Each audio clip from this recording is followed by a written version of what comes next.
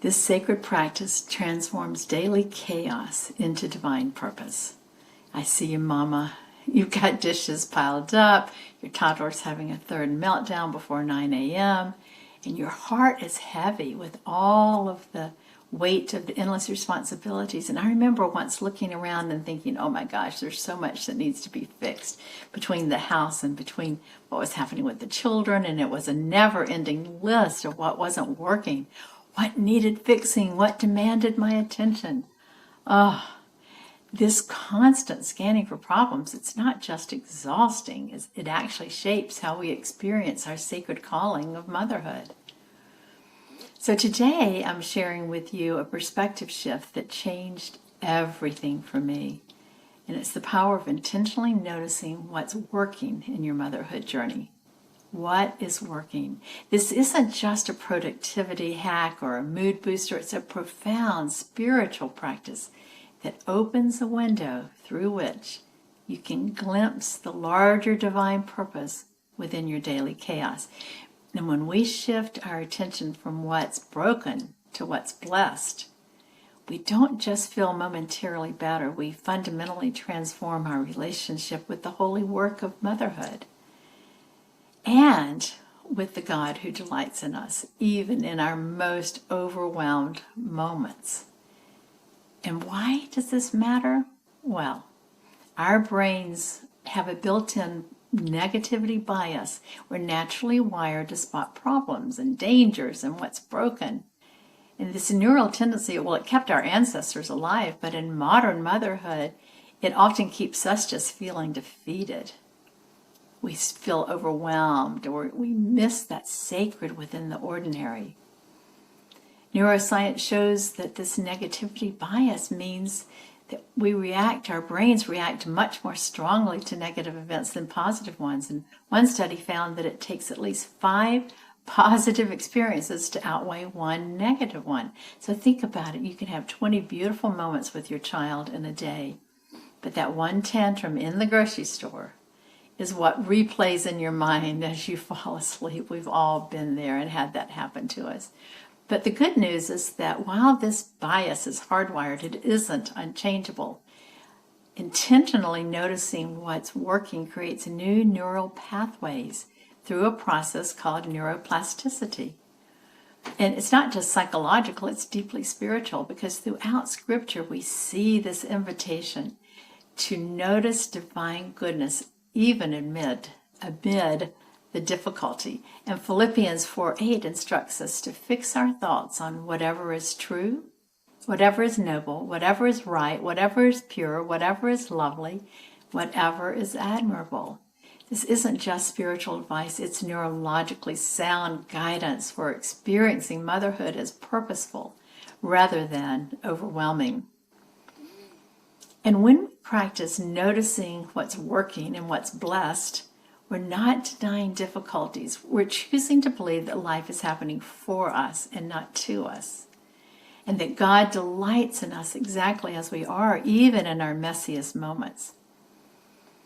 So here's the practice. How do we really practically shift from problem scanning to noticing what's working? And let me share just 3 sacred pause practices that really transformed my motherhood and my grandmotherhood and my life as a CEO. But first, implement the morning mercy moment. And before checking your phone or starting your day, place one hand over your heart and identify 3 things that are working well in your home or your family or in your body. And these don't have to be extraordinary. Maybe it's your coffee maker that works reliable to create that cup of coffee for you, or your child slept through the night, or the morning sunlight is making the living room feel so peaceful. This brief acknowledgement creates an intentional pause that connects ordinary function with divine provision. So second, practice a sacred scanning shift. Set 3 random alarms to go off on your phone throughout the day, and when they sound, just stop for 10 seconds to notice something that's working well in that moment. Maybe your children are playing independently, or your body is healthy enough to complete your task, or your home provides shelter from the weather, Whatever it is, notice it. And each time you notice what's working, silently whisper, thank you for this gift. And this transforms routine moments into encounters with grace. Third, create an evening provision reflection before sleep. Instead of just mentally reviewing your to-do list or tomorrow's challenges, you can do that tomorrow. Identify 3 ways you witnessed God's provision through things that worked well today. This could include systems in your home, positive interactions with your children or your husband, or even personal wins like responding calmly in a frustrating moment.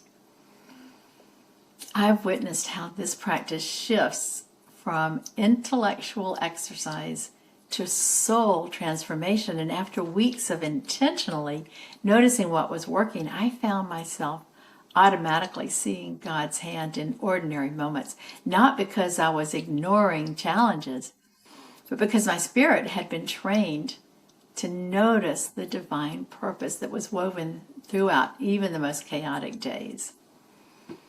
So we got to overcome obstacles. How do we do that? Well, to move from problem focus to noticing what's working isn't always straightforward.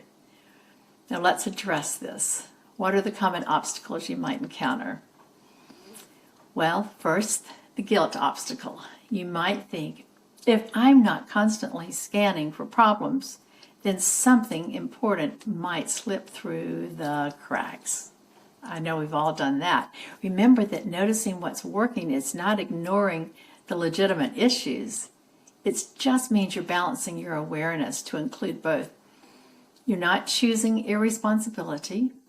You're choosing a more complete perspective that includes both challenge and blessing. Second, the overwhelm factor. When you're deeply stressed, it can feel impossible to notice anything positive. Start incredibly small, something like maybe the water comes on when you turn on the faucet, or your lungs work without conscious effort. Build your noticing muscle from these basic functioning realities. And when life feels most overwhelming is precisely when this practice then becomes more transformative. And third, the consistency challenge. You might practice this for a day or two and then default right back to your problem scanning. That's normal, perfectly normal. Neural and spiritual pathways strengthen through repetition. So we have to do it over and over again. When we catch ourselves problem scanning, simply redirect without judgment. I notice I'm focused on problems right now. What's one thing that reveals God's presence in my life in this moment? And remember that this practice isn't about creating artificial positivity. It's about seeing your motherhood journey with spiritual eyes that recognize both the challenges and the sacred purpose woven through them. So in closing, sweet mama, your home isn't just a collection of problems waiting to be solved. It's a sacred space where God is actively at work, delighting in you and your children, even amid the beautiful mess. As you practice intentionally noticing what's working, you're not just temporarily lifting your mood, you're training your spirit to recognize divine purpose in ordinary moments. So tomorrow we'll explore moving from obligatory gratitude to authentic thankfulness. But for today, I invite you to start noticing what's working in your life and home, trusting that life is happening for you and not to you. And I hear you, Mama, and I'm listening. And I want you to celebrate your mama moment by sharing with us what is one thing working well in your home today that might be revealing God's delight in you. So to cultivate this practice of noticing what's working this week, create a sacred morning pause. And remember, before checking your phone, place your hand on your heart and identify 3 things working well in your home. It doesn't require extra time, just 60 seconds of redirected attention. You could be doing this while you're nursing the baby or preparing breakfast. Place a small heart sticker on your bathroom mirror as a visual reminder of this.